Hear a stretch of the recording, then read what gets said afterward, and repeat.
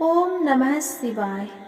हम लोग श्री रुद्र संगीता प्रथम खंड का पहला अध्याय में पढ़े थे ऋषिगण की वार्ता, दूसरा अध्याय में पढ़े थे नारद जी की काम वासना, तीसरा अध्याय में हम लोग पढ़े थे नारद जी का भगवान विष्णु से उनका रूप मांगना, चौथा अध्याय में पढ़े थे नारद जी का भगवान विष्णु को शाप देना, पांचवा अध्याय में पढ़े थे नारद जी का शिव तीर्थ में भ्रमण और ब्रह्मा जी की से प्रश्न। आज हम पढ़ेंगे छठा अध्याय, ब्रह्मा जी द्वारा शिव तत्व का वर्णन। ब्रह्मा जी ने कहा, हे नारद, तुम सदैव जगत के उपकार में लगे रहते हो। तुमने जगत के लोगों के हित के लिए बहुत उत्तम बात पूछी है, जिसके सुनने से मनुष्य के सब जन्मों के पापों का नाश हो जाता है। उस परम ब्रह्म शिव तत्व का वर्णन मैं तुम्हारे लिए कर रहा हूँ। शिव तत्व का स्वरूप बहुत सुंदर और अद्भुत है। जिस समय महाप्रलय आई थी और पूरा संसार नष्ट हो गया था तथा चारों ओर सिर्फ अंधकार ही अंधकार था, आकाश और ब्रह्मांड तारों व ग्रह से रहित होकर अंधकार में डूब गए थे। सूर्य और चंद्रमा दिखाई देने बंद हो गए थे। सभी ग्रहों और नक्षत्र का कहीं पता नहीं चल रहा था। दिन रात, अग्नि, जल कुछ भी नहीं था। प्रधान आकाश और अन्य तेज भी शून्य हो गए थे। शब्द, स्पर्श, गंध, रूप, रस का अभाव हो गया था। सत्य असत्य सब कुछ खत्म हो गया था। तब सिर्फ सत्य ही बचा था। उस तत्व को मुनिजन एवं योगी अपने हृदय के भीतर ही देखते हैं। वाणी, नाम, रूप, रंग आदि की वह तक पहुँच नहीं है। उस परम ब्रह्मा के विषय में ज्ञान और अज्ञान से किए गए संबोधन के द्वारा कुछ समय बाद अर्थात सृष्टि का समय आने पर एक से अनेक होने के संकल्प का उदय हुआ। तब उन्होंने अपनी लीला से मूर्ति की रचना की। वो मूर्ति संपूर्ण ऐश्वर्य तथा गुणों से युक्त, संपन्न, सर्वज्ञानमयी एवं सब कुछ प्रदान करने वाली है। यही सदाशिव की मूर्ति है। सभी पंडित विद्वान इसी प्राचीन मूर्ति को ईश्वर कहते हैं। उसने अपने शरीर से स्वच्छ शरीर वाली एवं स्वरूपभूता शक्ति की रचना की। वही परम शक्ति प्रकृति गुणामयी और बुद्धित्व की जननी कहलाई। उसी शक्ति अंबिका प्रकृति संपूर्ण लोकों की जननी, त्रिदेवों की माता, नित्या, मूलधारण भी कहते हैं। उसकी 8 भुजाओं एवं मुख की शोभा विचित्र है। उसके मुख के सामने चंद्रमा की कांति भी क्षीण हो जाती है। विभिन्न प्रकार के आभूषण एवं गतियां देवी की शोभा बढ़ाती है। वे अनेक प्रकार के अस्त्र शस्त्र धारण किए हुए हैं। सदाशिव को ही सब मनुष्य परम पुरुष, ईश्वर, शिव, शंभु और महेश्वर कहकर पुकारते हैं। उनके मस्तक पर गंगा, भाल में चंद्रमा और मुख में 3 नेत्र शोभा पाते हैं। उनके 5 मुख है तथा 10 भुजाओं के स्वामी एवं त्रिशूलधारी है। वे अपने शरीर में भस्म लगाए हैं। उन्होंने शिवलोक नामक क्षेत्र का निर्माण किया है। वो परम पावन स्थान काशी नाम से जाना जाता है। ये परम मोक्षदायक स्थान है। इस क्षेत्र में परमानंद स्वरूप शिव पार्वती सहित निवास करते हैं। शिव और शिवा ने प्रलय काल में भी उस स्थान को नहीं छोड़ा। इसीलिए शिव जी ने इसका नाम आनंद वन रखा है। एक दिन आनंद वन में घूमते समय शिव शिवा के मन में किसी दूसरे पुरुष की रचना करने की इच्छा हुई। तब उन्होंने सोचा कि इसका भार किसी दूसरे व्यक्ति को सौंपकर हम यही काशी में विराजमान रहेंगे। ऐसा सोचकर उन्होंने अपने वाम भाग के 10वें अंग पर अमृत मल दिया, जिससे एक सुंदर पुरुष वहां प्रकट हुआ, जो शांत और सत्य गुणों से युक्त एवं गंभीरता का अथाह सागर था। उसकी कांति इंद्रनील मणि के समान श्याम थी। उसका पूरा शरीर दिव्य शोभा से चमक रहा था तथा नेत्र कमल के समान थे। उसने हाथ जोड़कर भगवान शिव और शिवा को प्रणाम किया तथा प्रार्थना की कि मेरा नाम निश्चित कीजिए। ये सुनकर भगवान शिव हंस कर बोले कि सर्वत्र व्यापक होने से तुम्हारा नाम विष्णु होगा। तुम भक्तों को सुख देने वाले होगे। तुम यहीं स्थिर रहकर तप करो, वही सभी कार्य का साधन है। ऐसा कहकर शिव जी ने उन्हें ज्ञान प्रदान किया तथा वहां से अंतर्ध्यान हो गए। तब विष्णु जी ने 12 वर्ष तक वहां दिव्य तप किया। तपस्या के कारण उनके शरीर से अनेक जलधाराएं निकलने लगी। उस जल से सारा सुना आकाश व्याप्त हो गया। वो ब्रह्मरूप जल अपने सर्प स्पर्श मात्र से पापों का नाश करने वाला था। उस जल में भगवान विष्णु ने स्वयं शयन किया। नार अर्थात जल में निवास करने के कारण ही वे नारायण कहलाए। तभी से उन महात्मा से सब तत्वों की उत्पत्ति हुई। पहले प्रकृति से महान और उससे 3 गुण उत्पन्न हुए तथा उनसे अहंकार उत्पन्न हुआ। उससे शब्द, स्पर्श, रूप, रस और गंध एवं 5 भूत प्रकट हुए। उनसे ज्ञानेन्द्रिय एवं कर्मेंद्रिय बनी। उस समय एकाकार 24 तत्व प्रकृति से प्रकट हुए एवं उनको ग्रहण करके परम पुरुष नारायण भगवान शिव जी की इच्छा से जल में सो गए। 7वां अध्याय। विवादग्रस्त ब्रह्मा विष्णु के मध्य अग्निस्तंभ का प्रकट होना। ब्रह्मा जी कहते हैं, हे देवर्षि, जब नारायण जल में शयन करने लगे तब शिव जी की इच्छा से विष्णु जी की नाभि से एक बहुत बड़ा कमल प्रकट हुआ। उसमें असंख्य नालदंड थे। वो पीले रंग का था और उसकी ऊंचाई भी कई योजन थी। कमल सुंदर, अद्भुत और संपूर्ण तत्व से युक्त था। वो रमणीय और पुण्य दर्शनों के योग्य था। तत्पश्चात भगवान शिव ने मुझे अपने दाहिने अंग से उत्पन्न किया। उन महेश्वर ने अपने माया से मोहित कर नारायण देव के नाभि कमल में मुझे डाल दिया और लीला पूर्वक मुझे प्रकट किया। इस प्रकार उस कमल में से पुत्र के रूप में मुझे जन्म मिला। मेरे 4 मुख, लाल मस्तक और त्रिपुंड धारण किए हुए थे। भगवान शिव की माया से मोहित होने के कारण मेरी ज्ञान शक्ति बहुत दुर्लभ हो गई थी और मुझे कमल के अतिरिक्त और कुछ भी दिखाई नहीं दे रहा था। मैं कौन हूँ, कहाँ से आया हूँ, मेरा कार्य क्या है, मैं किसका पुत्र हूँ, किसने मेरा निर्माण किया है। कुछ इसी प्रकार के प्रश्न ने मुझे परेशानी में डाल दिया था। कुछ क्षण बाद मुझे बुद्धि प्राप्त हुई और मुझे लगा कि इसका पता लगाना बहुत सरल है। इस कमल का उद्गम स्थान इस जल के नीचे की ओर है और इसके नीचे मैं उस पुरुष को पा सकूंगा जिसने मुझे प्रकट किया है। ये सोचकर एक नाल को पकड़कर मैं 100 वर्षों तक नीचे की ओर उतरता रहा, परंतु फिर भी मैंने कमल की जड़ को नहीं पाया। इसीलिए मैं पुनः ऊपर की ओर बढ़ने लगा। बहुत ऊपर जाने पर भी कमल कोश को नहीं पा सका। तब मैं और अधिक परेशान हो गया। उसी समय भगवान शिव की इच्छा से मंगलमयी आकाशवाणी प्रकट हुई। उस वाणी ने कहा, तपस्या करो। उस आकाशवाणी को सुनकर अपने पिता का दर्शन करने हेतु मैंने तपस्या करना आरंभ कर दिया और 12 वर्ष तक घोर तपस्या की। तब 4 भुजाधारी सुंदर नेत्र से सुशोभित भगवान विष्णु प्रकट हुए। उन्होंने हाथों में शंख, चक्र, गदा और पद्म धारण कर रखे थे। उनका शरीर श्याम कांति से सुशोभित था।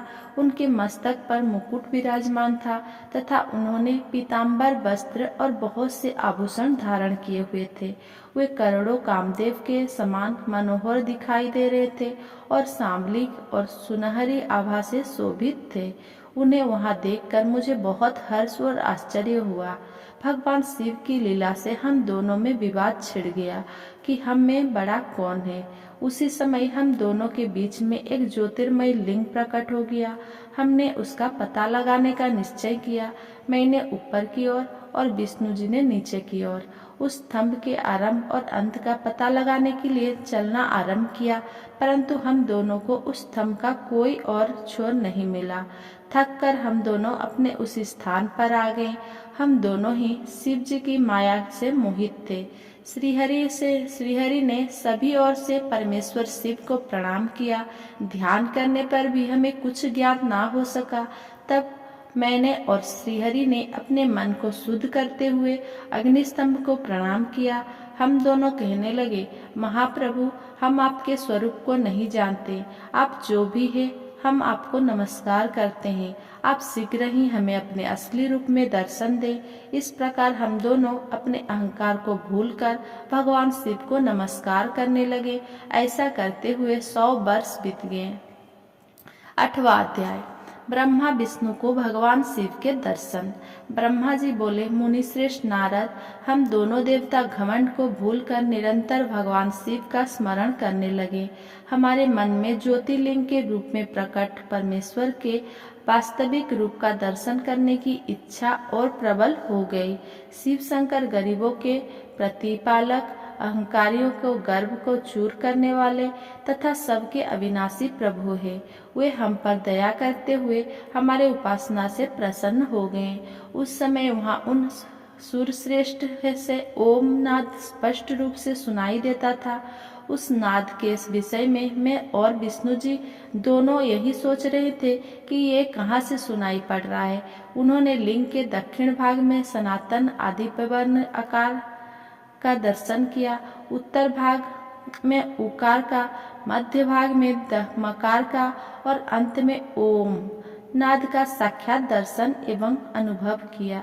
दक्षिण भाग में प्रकट हुए आकार का सूर्यमंडल के समान तेजमय रूप देखकर जब उन्होंने उत्तर भाग में देखा तो वो अग्नि के समान दीप्तिशाली दिखाई दिया।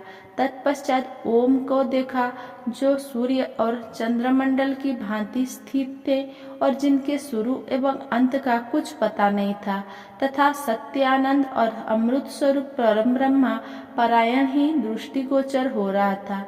परंतु ये कहाँ से प्रकट हुआ है, इस अग्निस्तंभ की उत्पत्ति कहाँ से हुई है, ये श्रीहरि सोचने लगे तथा इसकी परीक्षा लेने के संबंध में विचार करने लगे। तब श्रीहरि ने भगवान शिव का चिंतन करते हुए वेद और शब्द के आवेश से युक्त हो अनुपम अग्निस्तंभ के नीचे जाने का निर्णय किया। मैं और विष्णु जी विश्वात्मा शिव का चिंतन कर रहे थे। तभी वहाँ एक ऋषि प्रकट हुए। उन्हीं ऋषि के द्वारा परमेश्वर विष्णु ने जाना कि इस स्तंभ ब्रह्मामय शरीर वाले परम लिंग के रूप में साक्षात परम ब्रह्म स्वरूप महादेव जी प्रकट हुए हैं। ये चिंता रहित रुद्र है।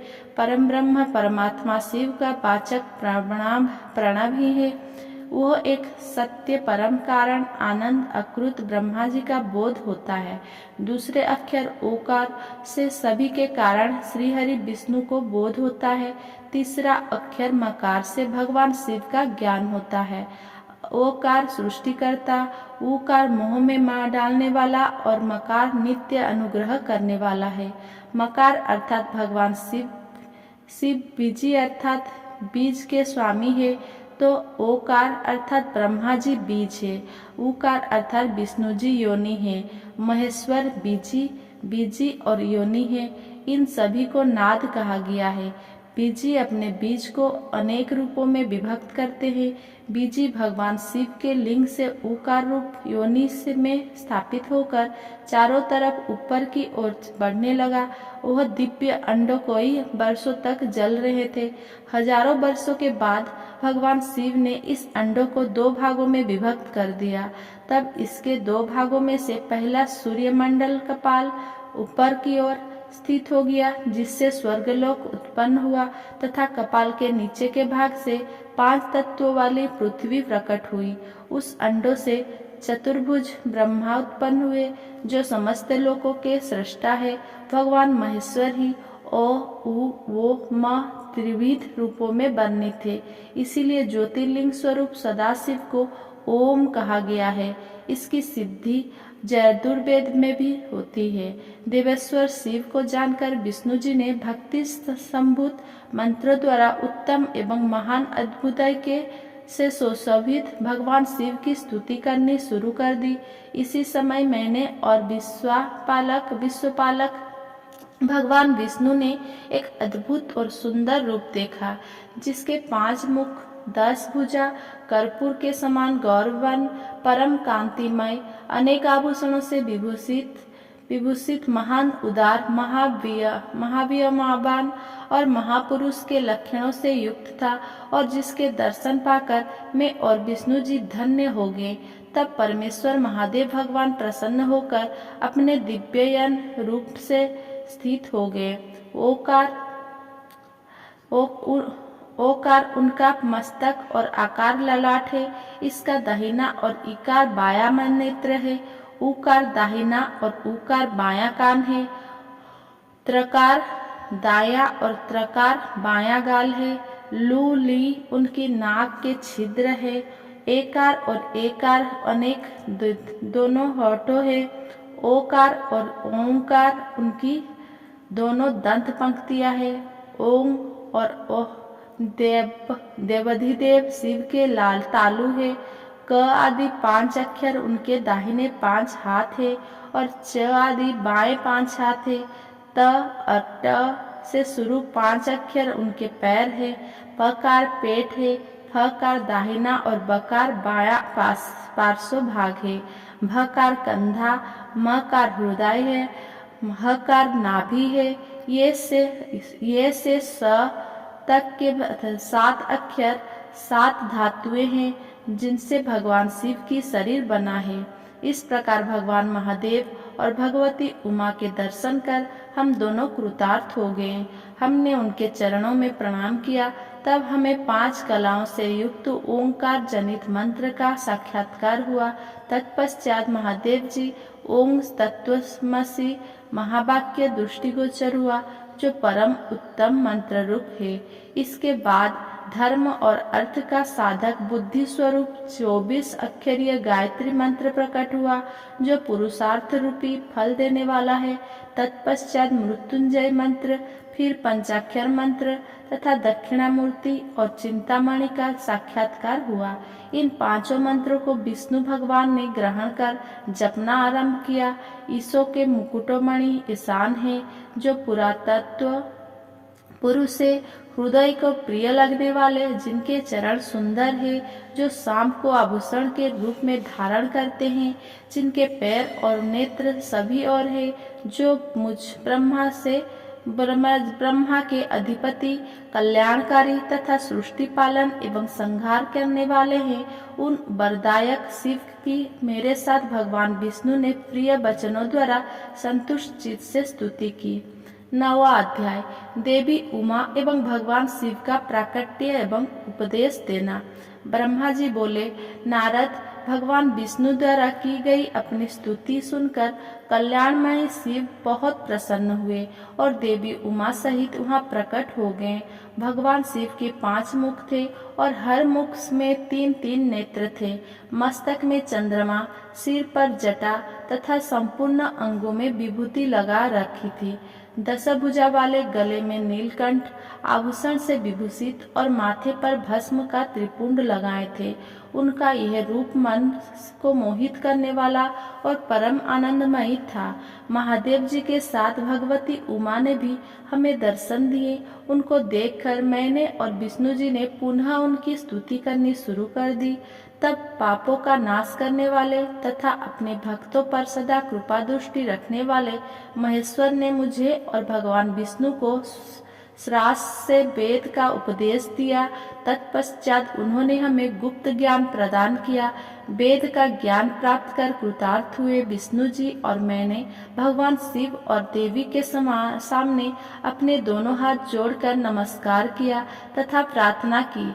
विष्णु जी ने पूछा, हे देव, आप किस प्रकार प्रसन्न होते हैं तथा किस प्रकार आपकी पूजा और ध्यान करना चाहिए? कृपया कर हमें इसके बारे में बताएं तथा सदुपदेश देकर धन्य करें। ब्रह्मा जी कहते हैं, नारद, इस प्रकार श्रीहरि की यह बात सुनकर अत्यंत प्रसन्न हुए। कृपा निधान शिव ने प्रीति पूर्वक यह बात की। श्री शिव बोले, मैं तुम दोनों की भक्ति से बहुत प्रसन्न हूँ। मेरे इसी रूप का पूजन और चिंतन करना चाहिए। तुम दोनों महाबली हो। मेरे दाएं बाएं अंगों से तुम प्रकट हुए हो। लोकपिता ब्रह्मा मेरे दाहिने पार्श्व से और पालनहार विष्णु मेरे बाएं पार्श्व से प्रकट हुए हैं। मैं तुम पर भली भांति प्रसन्न हूँ और तुम्हें मनोवांछित फल देता हूँ। तुम दोनों की भक्ति सुदृढ़ हो। मेरी आज्ञा का पालन करते हुए ब्रह्मा जी आप जगत की रचना करें तथा भक्त विष्णु जी आप इस जगत का पालन करें। भगवान विष्णु बोले, प्रभु, यदि आपके हृदय में हमारी भक्ति से प्रीति उत्पन्न हुई है और आप हम पर प्रसन्न होकर हमें वर देना चाहते हैं, तो हम यही वर मांगते हैं कि हमारे हृदय में सदैव आपकी अनन्य एवं अविचल भक्ति बनी रहे। ब्रह्मा जी बोले, नारद, विष्णु जी की यह बात सुनकर भगवान शंकर प्रसन्न हुए। तब हमने दोनों हाथ जोड़कर उन्हें प्रणाम किया। शिव जी कहते हैं, मैं सृष्टि, पालन और संहार का करता हूँ। मेरा स्वरूप सुगुण और निर्गुण है। मैं ही सच्चिदानंद, निर्विकार, परम ब्रह्मा और परमात्मा हूँ। सृष्टि की रचना, रक्षा और प्रलय रूप गुणों के कारण मैं ही ब्रह्मा, विष्णु और रुद्र नाम धारण कर 3 रूप में विभक्त हुआ हूँ। मैं भक्त वत्सल हूँ और भक्तों की प्रार्थना को सदैव पूरी करता हूँ। मेरे इसी अंश से रुद्र की उत्पत्ति होगी। पूजा की विधि विधान की दृष्टि से हम में कोई अंतर नहीं होगा। विष्णु, ब्रह्मा और रुद्र तीनों एक रूप होंगे। इनमें भेद नहीं है। इनमें जो भेद मानेगा वो घोर नरक को भोगेगा। मेरा शिव रूप सनातन है तथा सभी का मूलभूत रूप है। ये सत्य, ज्ञान एवं अनंत ब्रह्मा है। ऐसा जानकर मेरे यथार्थ स्वरूप का दर्शन करना चाहिए। स्वयं ब्रह्मा जी की भ्रुकुटी से प्रकट होऊंगा। ब्रह्मा जी, आप सृष्टि के निर्माता बनो। श्रीहरि विष्णु इसका पालन करे तथा मेरे अंश से प्रकट होने वाले रुद्र प्रलय करने वाले हैं। उमा नाम से विख्यात परमेश्वरी प्रकृति देवी है। इन्हीं की शक्ति भूता बाग देवी सरस्वती ब्रह्मा जी की अर्धांगिनी होगी और दूसरी देवी जो प्रकृति देवी से उत्पन्न होगी लक्ष्मी रूप में विष्णु जी की शोभा बढ़ाएगी तथा काली नाम से जो तीसरी शक्ति उत्पन्न होगी वो मेरे अंशभूत रुद्रदेव को प्राप्त होगी। कार्य सिद्धि के लिए वे ज्योतिष स्वरूप में प्रकट होगी। उनका कार्य सृष्टि, पालन और संहार का संपादन है। मैं ही सृष्टि, पालन और संहार करने वाले रज आदि तीनों गुणों द्वारा ब्रह्मा, विष्णु और रुद्र नाम से प्रसिद्ध हो 3 रूप में प्रकट होता हूँ। तीनों लोकों का पालन करने वाले श्री हरि अपने भीतर तमोगुण और बाहर सत्वगुण धारण करते हैं। त्रिलोक का संहार करने वाले रुद्रदेव भीतर सर्वगुण, सत्यगुण और बाहर तमगुण धारण करते हैं तथा त्रिभुवन की सृष्टि करने वाला ब्रह्मा जी बाहर और भीतर से रजोगुणी है। इस प्रकार ब्रह्मा, विष्णु तथा रुद्र तीनों देवताओं में गुण हैं, तो शिव गुणातीत माने जाते हैं। हे विष्णु, तुम मेरी आज्ञा से सृष्टि का प्रसन्न पूर्वक पालन करो। ऐसा करने से तुम तीनों लोक में पूजनीय हो जाओगे। 10वां अध्याय। श्री हरि को सृष्टि की रक्षा का भार एवं त्रिदेव को आयुर्बल देना। परमेश्वर शिव बोले, हे उत्तम व्रत का पालन करने वाले विष्णु, तुम सर्वदा सब लोकों में पूजनीय और मान्य होगे। ब्रह्मा जी के द्वारा रचे लोक में कोई दुख या संकट होने पर दुख और संकटों का नाश करने के लिए तुम सदा तत्पर रहना। तुम अनेकों अवतारों ग्रहण कर जीवों का कल्याण कर अपनी कीर्ति का विस्तार करोगे। मैं तुम्हारे कार्य में तुम्हारी सहायता करूंगा और तुम्हारे शत्रुओं का नाश करूंगा। तुम में और रुद्र में कोई अंतर नहीं है। तुम एक दूसरे के पूरक हो। जो मनुष्य रुद्र का भक्त होकर तुम्हारी निंदा करेगा उसका पुण्य नष्ट हो जाएगा और उसे नरक भोगना पड़ेगा। मनुष्य को तुम भगवान और मोक्ष प्रदान करने वाले और उनके परम पूज्य देव होकर उनका निग्रह, अनुग्रह आदि करोगे। ऐसा कहकर भगवान शिव ने मेरा हाथ विष्णु जी के हाथ में देकर कहा, तुम संकटों के समय सदा इनकी सहायता करना तथा सभी को भोग और मोक्ष प्रदान करना तथा सभी मनुष्य की कामनाओं को पूरा करना। तुम्हारी शरण में आने वाले मनुष्य को मेरा आश्रय भी मिलेगा तथा हम में भेद करने वाला मनुष्य नरक में जाएगा। ब्रह्मा जी कहते हैं, देवर्षि नारद, भगवान शिव का यह वचन सुनकर मैंने और भगवान विष्णु ने महादेव जी को प्रणाम कर धीरे से कहा, हे करुणानिधि भगवान शंकर, मैं आपकी आज्ञा मानकर सब कार्य करूँगा। मेरा जो भक्त आपकी निंदा करे उसे आप नरक प्रदान करें। आपका भक्त मुझे अत्यंत प्रिय है। महादेव जी बोले, अब आप ब्रह्मा विष्णु और रुद्र के आयुर्बल को सुनो। 4000 युगों का ब्रह्मा का एक दिन होता है और 4000 युग की एक रात होती है। 30 दिन का एक महीना और 12 महीने का एक वर्ष होता है।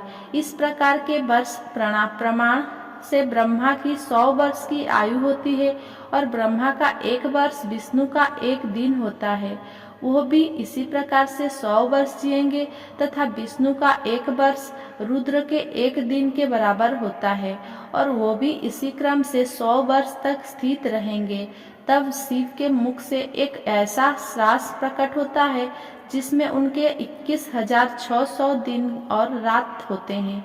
उनके 6 बार सांस अंदर लेने और छोड़ने का एक पल और 8 घड़ी और 60 घड़ी का एक दिन होता है।